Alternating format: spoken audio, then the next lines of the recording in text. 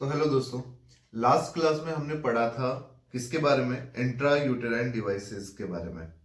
Last जो class थी उसके अंदर अपन ने बात करा था इंट्रा यूटेराइन डिवाइसेस, जिसके अंदर अपन ने डिस्कशन करा था। हमने कहा था कि जो इंट्रा यूटेराइन कॉन्ट्रासेप्टिव जो डिवाइस है वो एक तो होती है लाइक फर्स्ट जनरेशन, दूसरी होती है आपकी सेकेंड जनरेशन, और थर्ड वन जो होती है वो आती जाती है आपकी थर्ड जनरेशन। ये हमने इसको नाम दिया था।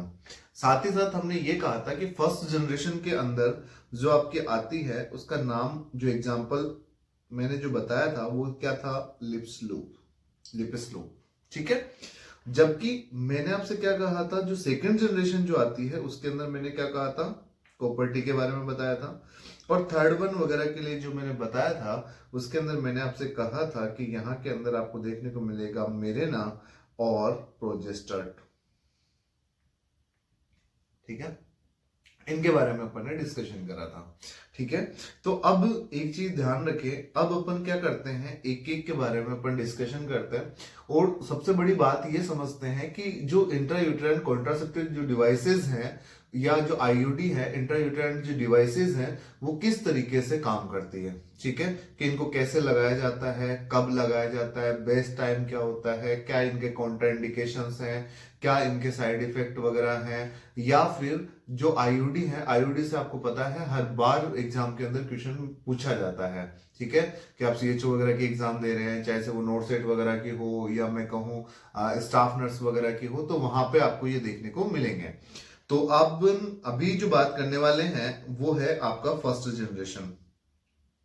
ठीक है, फर्स्ट जनरेशन की अगर मैं बात करूं तो आपको जो पहला जो मैंने एग्जांपल बताया, पहले तो मैंने ये कहा था आपको कि ये कैसे होते हैं, नॉन मेडिकेटेड होते हैं। कैसे होते हैं? Non medicated. नॉन मेडिकेटेड का मतलब क्या हो गया कि इसमें किसी भी प्रकार की मेडिसिन वगैरह जो होती है वो यूज में नहीं ली जाती है। ठीक है, तो इसके अंदर अगर मैं बात करूं तो इसका जो एग्जाम्पल अपन ने पढ़ा वो क्या है? Lippes loop. वो क्या है? Lippes loop. ठीक है, लिपिस लूप वगैरह की अगर अपन बात करें तो लिपिस लूप कैसा दिखाई देता है, तो इसकी जो शेप होती है वो आपको देखने को मिलेगी एस शेप के अंदर। और एस शेप के अंदर भी मैं बात करूं तो आपको कुछ इस प्रकार की आपको देखने को मिलती है, और यहाँ पे हमारे को एक धागा इस तरीके से देखने को मिलेगा। ठीक है, तो ये जो शेप आपको जो दिखाई दे रही है, ये जो मैं यहाँ पे इसको अंडरलाइन कर रहा हूं या मैं इसको हाईलाइट कर रहा हूं, इस तरीके की जो स्ट्रक्चर आपको देखने को मिलेगी, या मैं कहूं इस तरीके की जो आईयूडी आपको देखने को मिलेगी, अपन उसको क्या कहने वाले हैं? अपन उसको कहने वाले हैं लिपिस लूप। ठीक है, दूसरी बात क्या है, ये बना किसका होता है? ठीक है, कि इसकी बनावट जैसे अपन ने कहा था कि जो आपके जो मेल कंडोम होते हैं लाइक वो लेटेक्स वगैरह से बने होते हैं, पॉलीयूरेथीन से बने होते हैं, तो वैसे ही लिपिस लूप जो होते हैं वो पॉलीइथाइलिन के बने होते हैं। किसके बने होते हैं? पॉलीइथाइलिन के। और सबसे बड़ी बात जो आती है वो ये आती है कि भाई ये आजकल काम में नहीं लिए जाते हैं, नाउअडेज काम में नहीं लिए जा रहे हैं। ठीक है, तो भाई इनके अलावा जो है वो कौन से ऐसे हैं जिनको काम में लिया जाता है? पहली बात तो अगर आपसे ऐसा क्वेश्चन आ जाए कि ऐसा कौन सा इंट्रायूटेराइन डिवाइसेस है जो नॉन मेडिकेटेड होता है, तो वहां पे जो आपका एग्जांपल है वो क्या चला जाएगा? लिपिस लूप आपका चला जाएगा। ठीक है, दूसरी बात एस शेप का कैसा होता है, तो एस शेप के लिए भी इसी का नाम आपके पास में जाने वाला है। जबकि अपन बात करें यहाँ पे सेकंड जनरेशन की, ठीक है, तो सेकंड जनरेशन मोस्ट इंपोर्टेंट हो जाता है, थर्ड जनरेशन भी मोस्ट इंपोर्टेंट हो जाता है। ठीक है, तो सेकंड जनरेशन की अगर मैं बात करूं तो सेकंड जनरेशन के अंदर आपको देखने को मिलता है कॉपर्टी। क्या देखने को मिलता है? कॉपर्टी। अब कॉपर्टी के बारे में आप पहले से पढ़ करके आए हो और आपको पहले से भी पता है। ठीक है, आपको 12th में भी कॉपर्टी वगैरह के बारे में बताया जाता है, ज्यादा डिटेल में नहीं बताया जाता, अपन डिस्कशन करते हैं। कॉपर्टी की जब अपन बात करें, ठीक है, तो कॉपर्टी के अंदर सीधा सा निकल करके आ रहा है, पहला वर्ड ही क्या लिखा हुआ है? कॉपर। कॉपर मतलब यहाँ पे जो अपन यूज में लेने वाले हैं वो मेटल काम में लेने वाले हैं। तो सेकंड पहले में तो अपन ने क्या किया? नॉन मेडिकेटेड, किसी भी प्रकार का अपन ने वहां पे केमिकल यूज में नहीं लिया है। दूसरा सेकंड जनरेशन, जैसे ही इसकी जनरेशन बढ़ी हम वहां पे क्या ले रहे हैं? मेटल काम में ले रहे हैं, और मेटल के अंदर अपन क्या ले रहे हैं? यहाँ पे कॉपर काम में ले रहे हैं। That's clear. ओके, अब इसके अलावा कॉपर टी के अंदर जब मैं बात करता हूं तो कॉपर टी, टी मतलब टी यहाँ पे सेफ्ट की बात कर रहे हैं अपन, ठीक है। टी सेफ्ट में आपको दिखाई देने वाली है, कॉपर की बनी हुई होगी, ठीक है। अब कॉपर टी के अंदर बात करते हैं तो आपको कुछ एग्जांपल देखने को मिलते हैं। कॉपर टी में कौन कौन से आते हैं कि आपने बोला कॉपर टी 380 ए आपको देखने को मिलेगा। एक आप देखेंगे मल्टी लोड, ठीक है, जिसके अंदर 250 और 375 आपको देखने को मिलेगा। और लास्ट में आपको जो देखने को मिलता है वो देखने को मिलता है नोवा टी। ऐसे 3 तरीके के आपको कॉपर टी देखने को मिलते हैं। अब जब अपन कॉपर टी 380 वगैरह की बात करें तो सिंपल सी चीज आती है, ये इसका जो फंक्शन होगा वो ये बेनिफिशियल रहेगा कब तक, 10 इयर्स तक, ठीक है। जबकि मल्टी लोड वगैरह की अगर अपन बात करें तो ये कितने इयर्स तक, 5 इयर्स तक। जबकि नोवा टी वगैरह की बात करें तो ये आपको जो देखने को मिलेगा ये भी कितने इयर्स तक आपको देखने को मिलेगा, 5 इयर्स तक आपको देखने को मिलेगा, ठीक है। जो मल्टी लोड 3 to 5 इयर्स आपको देखने को मिलेगा। जबकि जो आपको कॉपर टी 380A है वो आपको क्या देखने को मिलेगा, 10 इयर्स तक इसकी मतलब कि मैं कहूं ये बेनिफिशियल रहता है या वर्किंग करता है। अब चीज निकल कर क्या आती है कि सर इनको अपन कैसे आइडेंटिफाई करें, हम कैसे कहें कि सर ये कॉपर टी है, ये मल्टी लोड है या ये नोवा टी है, ठीक है। तो हम क्या देखते हैं, कॉपर टी की जब अपन बात करेंगे बेटा तो कॉपर टी के लिए सिंपल सी बात है, कुछ इस तरीके का ही आपको देखने को मिल रहा है, ठीक है। कुछ इस तरीके का ही आपको देखने को मिल रहा है। टी तो ऐसा ही होगा बट इसके अंदर जो कॉपर की जो वायरिंग होगी ना बेटा वो अलग अलग तरीके से आपको देखने को मिलती है। वो अलग अलग तरीके से कैसे देखने को मिलती है मैं आप लोगों को थोड़ा सा बता देता हूँ। लाइक हमने एक कलर चूज करा है, जब कॉपर टी की बात करेंगे 380 की बात करेंगे तो ये यहाँ पे भी अपन को वायरिंग देखने को मिलेगी, इसके नोड पे भी वायरिंग देखने को मिलेगी और यहाँ पे भी वायरिंग देखने को मिलेगी, ठीक है। जबकि मैं मल्टी लोड के अंदर आऊंगा तो मेरे को जो वायरिंग देखने को मिल रही है वो केवल एटलीस्ट कहां पे देखने को मिल रही है, सेंटर में देखने को मिल रही है। क्लियर है यहां तक, ठीक है। जबकि मैं नोवा टीप के अंदर आता हूं तो यहां पे मेरे को जो देखने को मिल रहा है ये वाला मामला, ये कुछ इस तरीके का आपको देखने को मिल रहा है, मल्टी लोड वाला, ठीक है। जबकि नोवा टी होगा वो स्ट्रेट होगा और स्ट्रेट होने के साथ साथ आपको क्या देखने को मिलेगा कि केवल और केवल यहां पे आपको क्या देखने को मिल रही है, वायरिंग। तो ऐसे क्या होता है, कई बार डायग्राम के अंदर भी आपको क्वेश्चन पूछ लेता है कि किस तरीके का ये जो इंट्रायूटेराइन डिवाइस दिया गया है या कॉपर टी है ये कैसा है, मल्टी लोड है, नोवा टी है या फिर ये कॉपर टी 380A है, ठीक है। तो ये चीज निकल करके आ जाती है। अब मेन जो सबसे बड़ी बात जो निकल करके आती है वो आती है MOA। MOA का सीधा सा मतलब है कि मोड ऑफ एक्शन क्या है, ये किस तरीके से काम करता है। तो मोड ऑफ एक्शन क्या है, पहली चीज तो ये क्या करेगा, इसकी जो फर्स्ट मतलब इसमें जो प्रायोरिटीज वाइज जो क्वेश्चन बनते हैं वो पहला क्वेश्चन तो बेटा यही बनता है इसमें कि ये पहला काम क्या करता है। तो पहला काम क्या करता है कि जब इसको यूट्रस के अंदर, जब यूट्राइन केविटी में जब इसको लगाया जा रहा है तो सबसे पहला काम तो ये क्या करेगा, इस ये जो फ्यूजन होता है, फ्यूजन किसका होता है, स्पर्म और ओवम का। सबसे पहले तो ये क्या करता है, इस फ्यूजन को ही रोक देता है। फ्यूजन को रोकना दैट मीन्स ये क्या करवा रहा है, फर्टिलाइजेशन जो है उसको रोकने का काम कर रहा है। क्या करने वाला है, फर्टिलाइजेशन को रोकने का काम कर रहा है। इसके अलावा अगर मान लो इन केस अब फर्टिलाइजेशन को रोक लिया तो दूसरा क्या करेगा कि ये जो यूट्रस है उसको क्या कर देगा, अनसुटेबल बना देगा। क्या कर देगा, अनसुटेबल, किसके लिए, इम्प्लांटेशन के लिए। ये क्या करेगा कि जो आपका यूट्रस है उसको अनसुटेबल बना देगा, किसके लिए, इम्प्लांटेशन के लिए। अब दूसरी बात ये आती है कि सर चलो मान लिया कि ये क्या काम कर रहा है, फर्टिलाइजेशन को रोक रहा है, बट हाउ, कैसे। तो इसके लिए सीधा सा एग्जांपल क्या आ जाता है कि सर ये इसलिए रोक लेता है या इस तरीके से रोक लेता है कि ये क्या करता है कि इससे कॉपर आयंस रिलीज होता है। क्या रिलीज होते हैं, कॉपर आयंस रिलीज होते हैं।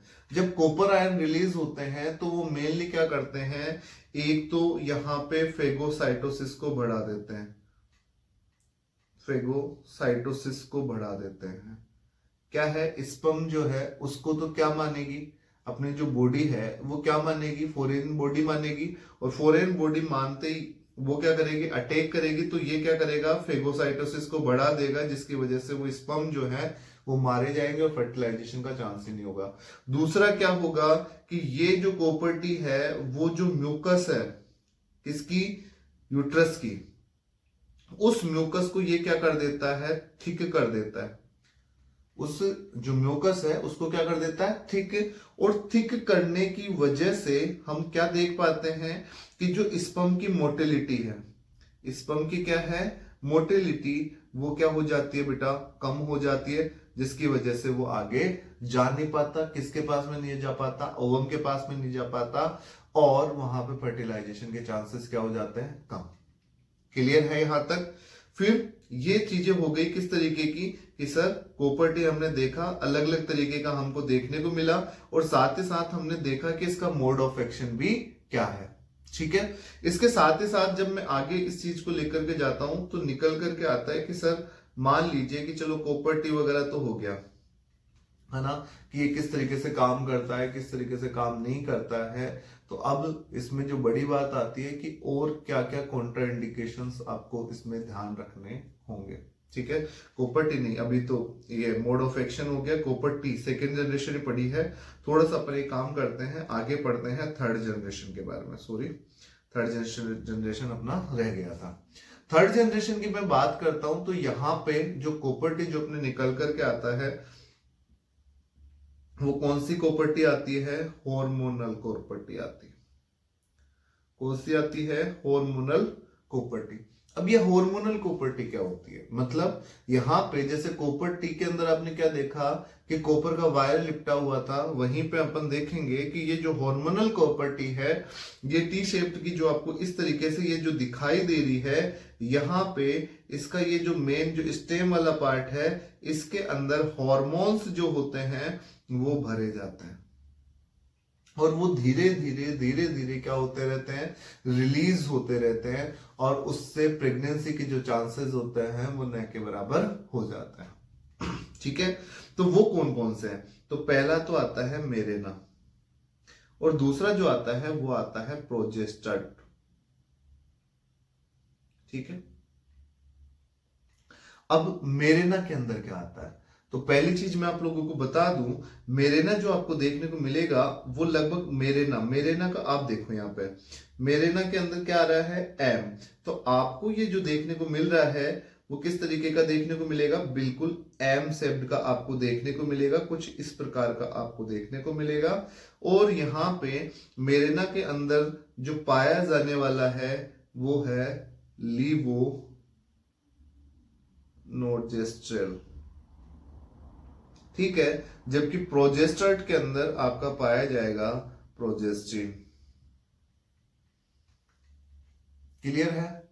अब जब लिवोनोर्जेस्ट्रेल इसके अंदर पाया जा रहा है तो इसकी डोज का भी अपन को ध्यान रखना पड़ेगा कि कितनी डोज का यहां पे आपको देखने को मिलता है। ठीक है कि सर हाँ, मेरेना जो है इसके अंदर जो ये अपन यहाँ पे देखेंगे, जैसे प्रोजेस्टेड है तो प्रोजेस्टेड में आप देखेंगे इसकी जो शेप्ड होगी वो कुछ इस प्रकार की होगी, टी शेप्ड की होगी, और ये कुछ इस तरीके का आपको देखने को मिलेगा, क्या, प्रोजेस्टेड। और इसमें क्या मिल भरा हुआ होगा, प्रोजेस्टिन हार्मोन यहाँ पे आपको देखने को मिलेगा। अब धीरे धीरे ये दोनों क्या करते रहते हैं, रिलीज करते रहते हैं। आई बात समझ में। अब रिलीज की अगर अपन बात करें तो एक चीज मैं आपको और बता दूं, प्रोजेस्टेड जो होता है वो कितना, 1 ईयर तक, जबकि मेरेना की मैं बात करूं तो ये इफेक्टिव कितने दिन ईयर तक रहता है, आपके 5 ईयर्स तक आपको देखने को मिलता है। तो सर इसमें ऐसा क्या होता है, कितनी डोज होती है जिसके अंदर ये रिलीज करता रहता है, तो उसके बारे में भी अपन डिस्कशन करते हैं। तो इसके अंदर अगर अपन बात करते हैं तो भाई मेरेना के अंदर क्या पाया जाता है, तो मेरेना के अंदर मैं बात कर दूं तो 52 mg लिवोनोर्जेस्ट्रोल, और इसके अंदर कितना पाया जाता है, इसमें 52 पाया जाता है। ठीक है, और यहां पे अगर अपन बात करें तो यहां पे आपको देखने को मिलेगा 38 mg प्रोजेस्टिन आपको यहां पे देखने को मिलेगा। ठीक है, अब क्या होता है कि 52 mg जो लीवोनॉर्जेस्ट्रोल एक मतलब फिक्स आपको दे दिया है, इसके अंदर लगा दिया है ना, तो ये पर डे कितना रिलीज करता है, तो 20 mcg पर डे ये क्या करेगा, लीवोनॉर्जेस्ट्रोल जो है उसको रिलीज करने का काम करेगा। जबकि प्रोजेस्टीन की मैं बात करूं तो ये लगभग 68 mg, mg नहीं mcg, सॉरी अपन बात करेंगे 68 mcg, ये क्या करेगा, पर डे रिलीज करने का काम करेगा। अब आप देखो, पहले बात तो इसकी डोज ही कम है, ठीक है, दूसरा ये सिक्रेशन ज्यादा कर रहा है, तो लिटरली बात क्या निकल करके आएगी कि लगभग ये 1 साल के अंदर या 1 ईयर के अंदर ये खत्म हो जाएगा, उसको चेंज करवाना पड़ेगा।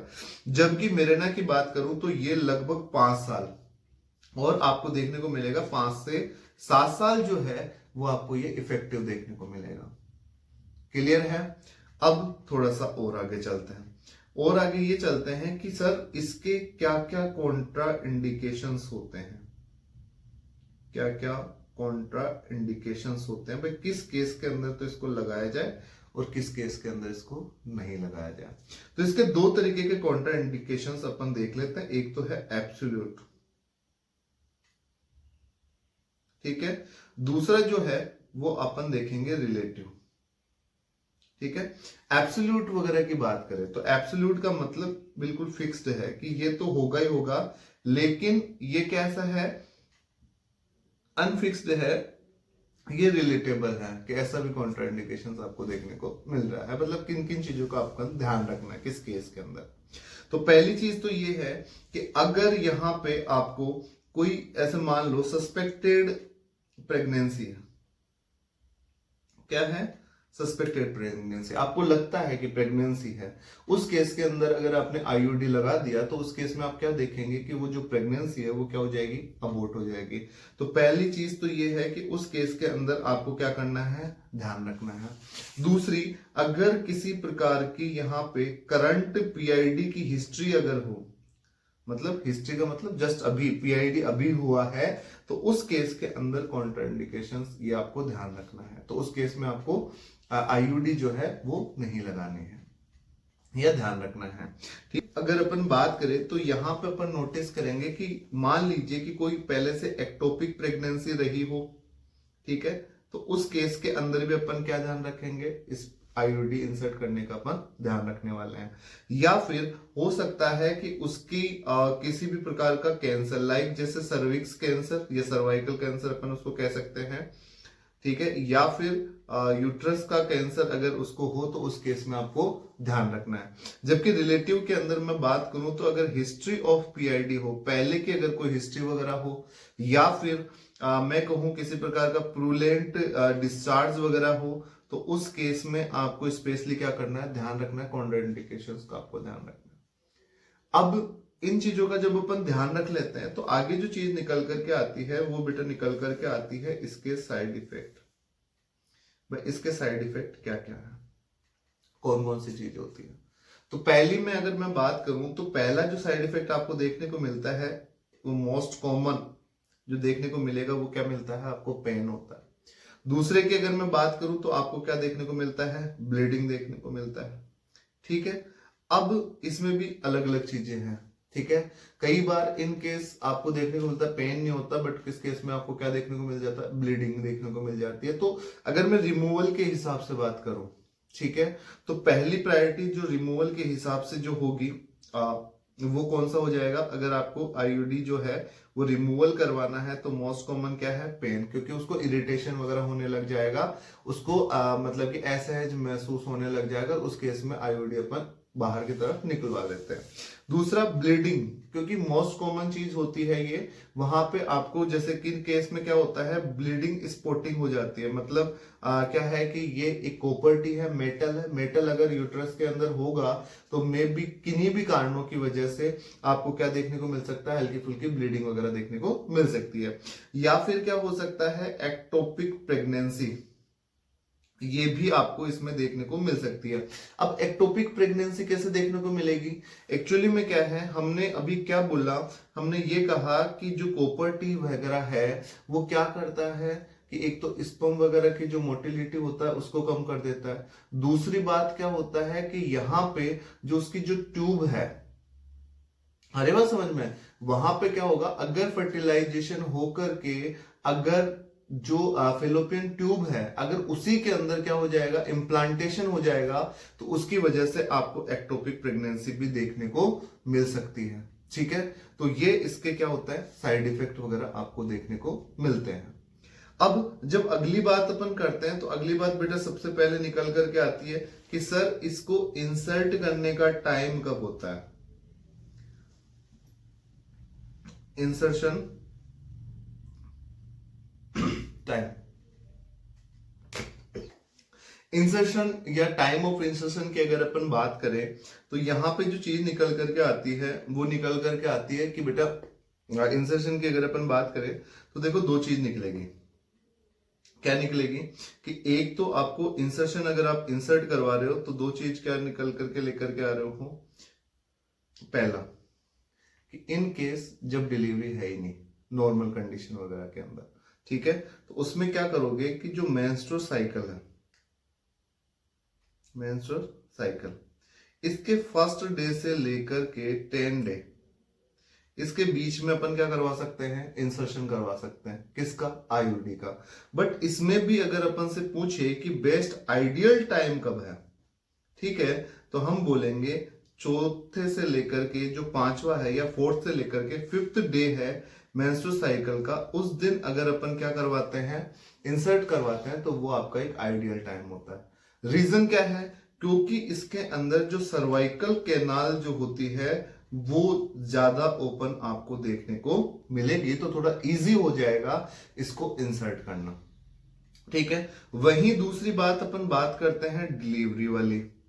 तो डिलीवरी के अंदर भी दो तरीके की चीजें आपको देखने को मिलेगी कि एक तो जस्ट अभी आपको डिलीवरी देखने को मिल रही है ना, और एक आप करवाओगे कब, बाद में। ठीक है, तो अगर इन केस मान लीजिए कि डिलीवरी हो जाती है तो उस केस में विद इन 24 आवर्स, कितना बेटा, 24 आवर्स के अंदर आपको क्या लगवा लेना है, आईयूडी लगवा लेना है। जबकि अगर आपने लेट करा, मतलब आफ्टर 24 आवर्स की बात करें, तो आपको क्या करना है, कम से कम कितने वीक का गैप लेना है, 6 वीक का गैप लेना है। देन उसके बाद में आपको ये जो इंट्रायूटेराइन जो डिवाइस है वो आपको इंसर्ट करवानी है। रीजन बेटा क्या है, रीजन ये है कि आपको पता है कि जो यूट्रस होता है वो अम्बिलिकल से ऊपर की तरफ चला जाता है, तो वो वापस अपनी पोजीशन में आने के लिए एटलीस्ट कितना टाइम लेता है, 6 वीक लेता है, सॉरी मंथ नहीं, 6 वीक लेता है। ठीक है, तो अगर मान लो गलती से आपने बीच में, मान लो कि 24 आवर्स के बाद में या मान लो 1 या 2 वीक बाद में आपने उसको इंसर्ट कर दिया, वो वापस पोजीशन में आएगा, तो उसकी जो आपने प्लेस, जहां पे आपने उसको प्लेस करा है, जहां पे आपने उसको रखा है, हो सकता है वो एक्सपल्सन हो जाए, वो बाहर की तरफ आ जाए। ठीक है, तो इसीलिए वहां पे कितने टाइम लेना है आपको, 6 वीक लेना है। अब एक चीज और निकल करके आ जाती है, वो क्या होती है कि मान लीजिए कि इंट्रायूटेराइन डिवाइसेस ऑलरेडी वुमन की बॉडी के अंदर है या यूट्रस के अंदर है, ठीक है, लेकिन उस टाइम पे प्रेगनेंसी वगैरह कंसीव हो जाती है, तो क्या चीज आपको देखने को मिलेगी। ठीक है, तो इंट्रायूटेराइन जो डिवाइसेस है वो भी है, और साथ में आपको पता पड़ा कि क्या हो चुकी है, प्रेगनेंसी हो चुकी है।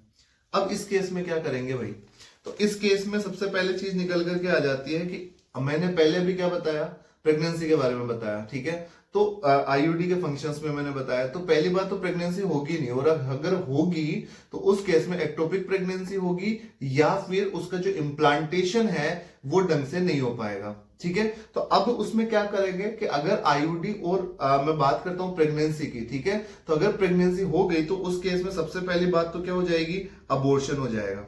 क्या देखने को मिल जाएगा, अबॉर्शन। लेकिन इन केस मान लीजिए कि अबॉर्शन नहीं होता, ठीक है, तो उस केस में अपन क्या करेंगे, तो वहां पे दो चीजें निकल करके आती है। दो चीजें क्या निकल करके आती है कि आईयूडी तो ऑलरेडी वुमन की बॉडी में इंसर्ट है, तो उस केस में अगर हमारे को जो थ्रेड है, जो धागा है, अगर वो क्या हो बेटा, विजिबल हो, ठीक है, तो उसको क्या कर लेंगे, बाहर की तरफ निकाल लेंगे। ठीक है, उसको पुल कर लेंगे अपन, उसको खींच लेंगे और खींच करके बाहर निकाल लेंगे, तो आईयूडी को अपन रिमूव करने वाले हैं। जबकि इन केस मान लो कि अगर वो विजिबल ना हो, अगर वो विजिबल ना हो, तो उस केस में जो प्रोसीजर जो किया जाएगा वो किसके द्वारा कराया जाएगा, डॉक्टर के द्वारा कराया जाएगा, और वहां पे सर्जिकल इंटरवेंशन होगा। उसी के राय पे अपन ये कर सकते हैं कि जो आईयूडी और प्रेगनेंसी दोनों के दोनों कंबाइन तरीके से रह सकती है, या फिर अगर किसी भी प्रकार का रिस्क वगैरह होता है या किसी भी प्रकार की प्रॉब्लम होती है, तो उस केस के अंदर फिर जो भी सर्जिकल इंटरवेंशन होगा वो एज ए डॉक्टर्स ऑर्डर के हिसाब से आपको यहां पे देखने को मिलेगा। डेट्स क्लियर, ये चीजें आपको क्लियर हो गई किसके बारे में, इंट्रा यूट्राइन डिवाइसेस के इंसर्शन के रिगार्डिंग। ठीक है, और यहां पे जाकर के आपका जो इंट्रा यूट्राइन जो डिवाइसेस है वो टॉपिक खत्म होता है। अब वही दूसरी बात जब मैं करता हूं किसके बारे में, ओसीपी के बारे में। ओसीपी के बारे में आप लोगों ने सुना होगा। ओसीपी का मतलब क्या है, ओरल कॉन्ट्रासेप्टिव पिल्स, मतलब मुंह से ली जाने वाली कॉन्ट्रासेप्टिव पिल्स जो प्रेगनेंसी से आपको बचाने का काम कर रही है। अब यहां पे ओसीपी के अंदर जो आती है बेटा, वो यहां पे दो नाम आता है, एक तो आता है माला डी और एक आता है आपका माला एन। ठीक है, एक तो आता है माला एन और एक आता है आपका माला डी। माला एन की मैं अगर बात करूंगा तो पहली चीज तो ये क्या होती है, फ्री ऑफ कॉस्ट होती है। क्या होती है, free of cost. Free of cost government में जाता है, गवर्नमेंट में आपको ये देखने को मिल जाती है। और लगभग इसके अंदर मैं बात करूं तो आपको पिल्स जो देखने को मिलती है वो कितनी देखने को मिलती है, 21 पिल्स आपको यहां पे देखने को मिलती है। जबकि माला डी की मैं बात करूं, किसकी बात करूं, माला डी की, तो यहां पे आपको 21 पिल्स, साथ में 7 आयरन की पिल्स या 7 आयरन की पिल्स आपको देखने को मिलती है। और यहां पे आप नोटिस करेंगे कि यहां पे आयरन जो है वो यहां पे आता है फेरस फ्यूमरेट आपको देखने को मिलता है। फेरस फ्यूमरेट, फेरस फ्यूमरेट की बात करें तो भाई ये मोस्ट इंपोर्टेंट चीज है, और ये आपको क्वेश्चंस बार बार एम्स में भी देखने को मिल सकता है और आपको सीएचओ की एग्जाम में भी आपको देखने को मिल सकता है। ठीक है, इस चीज को ध्यान रखें कि माला डी के अंदर जो आयरन होता है उसकी कौन सी फॉर्म आपको देखने को मिलती है, तो ये आपको ध्यान रखना है, फेरस फ्यूमरेट आपको ये देखने को मिलेगा। इसके अलावा अगर मैं बात कराता हूं तो यहां पे मेरे को कॉम्बिनेशन देखने को मिलता है। वो कॉम्बिनेशन क्या देखने को मिलता है, इथिलीन एस्ट्रेडियोल, और एक आपको देखने को मिलता है लीवोनोर्जेस्ट्रेल। ठीक है, जिसकी डोज की अगर मैं बात करूं तो इसकी जो डोज होगी 0.15 एमसीजी आपको एमजी देखने को मिलती है। जबकि इथाइलिन एस्ट्रेडियोल की जो डोज देखने को मिलती है वो होती है 0.03 एमजी। तो ओसीपी का जो यहाँ पे मोड ऑफ एक्शन आपको देखने को मिलेगा, ओसीपी का जो मोड ऑफ एक्शन जो आपको देखने को मिलेगा वो ये निकल करके आ जाएगा यहाँ पे कि भाई ये काम कैसे करता है। तो पहली चीज तो ये क्या करता है कि आपका जो ओवुलेशन होता है एक तो इसी को रोक देता है। दूसरा काम क्या करता है कि जो फर्टिलाइजेशन हो रहा है इसको क्या कर देगा, रोक देगा। तो मतलब जो मेंस्ट्रुअल साइकिल होगा उसके अंदर किसी भी प्रकार का ओवुलेशन आपको देखने को नहीं मिलेगा यहां पर। ठीक है, अब अगर आप ओसीपी वगैरह लेते हैं, ठीक है, तो उसकी वजह से आपको क्या देखने को मिलेगा, उसके कुछ साइड इफेक्ट भी आपको देखने को मिलेंगे। अब साइड इफेक्ट आपको क्या देखने को मिलते हैं, जैसे कि मैं बात करूं मेटाबॉलिक, अगर मैं साइड इफेक्ट वगैरह की बात करूं तो आपको यहां पे वेट गेन देखने को मिलेगा। ठीक है, वेट बढ़ जाएगा। इसके अलावा अगर मैं बात करूं तो यहां पे आपको देखने को मिलेगा मूड चेंज आपको देखने को मिल जाएगा। जबकि मैं बात करूं कार्डियोवेस्कुलर वगैरह की, मैं बात करूं कार्डियोवेस्कुलर तरीके से, तो यहां पे आपको क्या देखने को मिलेगा, यहां पे एथेरोस्क्लेरोसिस आपको देखने को मिल जाएगा, सिस आपको देखने को मिल जाएगा। ठीक है, मतलब लिपिड या मैं कहूं हार्डनिंग ऑफ आर्टरीज आपको देखने को मिल जाएगी। ठीक है, उसके इंटरनल जो वॉल्स वगैरह होगी उसमें हार्डनिंग वगैरह आ जाएगी। इसके अलावा अगर मैं बात करूं तो यहाँ पे आपको स्ट्रोक वगैरह आने के चांसेस, एमआई आने के चांसेस आपको ज्यादा देखने को मिल जाएंगे। इसके अलावा मैं बात करूं तो यहाँ पे आपको सर्वाइकल कैंसर, इसके अलावा मैं बात करूं तो आपको ब्रेस्ट कैंसर, और यहां तक कि मैं बात करूं आपको लीवर जो कैंसर है वो वाली चीजें भी आपको देखने को मिल जाती है। तो ओसीपी आप जो ले रहे हैं, जो हार्मोनल पिल्स वगैरह जो आप ले रहे हैं, जिसके अंदर मैंने बात करी है लीवोनोर्जेस्ट्रेल की बात करी है, इथाइलिन एस्ट्रेडियोल की बात करी है, ठीक है। तो इसमें इनकी आपको डोज वगैरह का स्पेशली ध्यान रखना है, साथ ही साथ इनके क्या क्या साइड इफेक्ट होते हैं और किस तरीके से इनका मोड ऑफ एक्शन होता है, वो चीजें आपको ध्यान रखनी है, ठीक है। आज की क्लास के अंदर इतना ही। थैंक यू, धन्यवाद।